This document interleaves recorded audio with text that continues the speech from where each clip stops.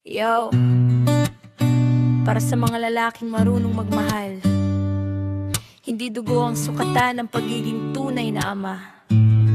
Si Jem DC, nakilala mo siya, may anak na kasama, maraming umatras, pero ikaw di natakot tumakbang pa, tinanggap mong buo. Walang alinlangan, parang sariling dugo ang iyong pinanganggalagaan. Hindi madali ang buhay, maraming pagsubok, minsan kulang ang tulog, minsan pagod ang katawan at likod, pero sa bawat umaga may lakas kang hinuhugot. Para sa pamilyang mahal mo, tuloy-tuloy ang ikot, nagpakatatay kahit walang dugong nagduruktong. Pagmamahal mo'y tunay, hindi kailanman nakulang. Responsibilidad mo'y di mo kailanman tinakbuhan, kaya respeto namin ay buong buo mong natamo ngayon. Saludo kami sa'yo, dakilang tao. Kahit anong husga ang iba to, di ka nagpapalo. Wala silang ambag sa buhay na binububuo mo, kaya taas loob kang lumalaban ng totoo.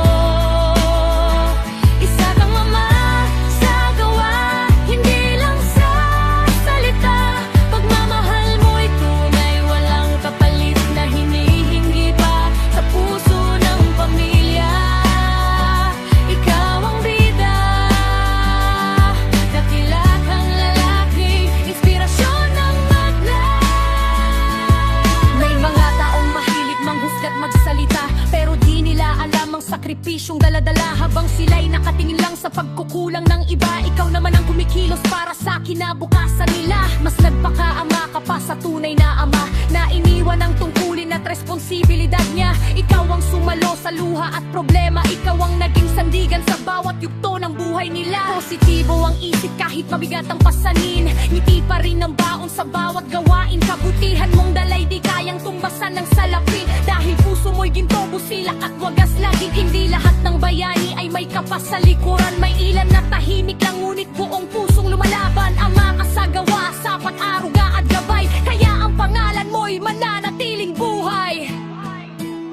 Kaya para sa'yo, isang matas na pagpupugay, sa pagmamahal mong wagas at walang hinihintay. Sa mata ng pamilya mo, isa kang tunay na bayani. Dakilang ama, habang buhay kang hahangaan lagi.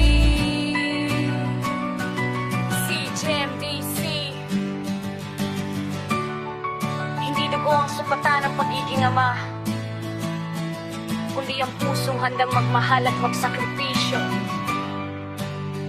para sa pamilya.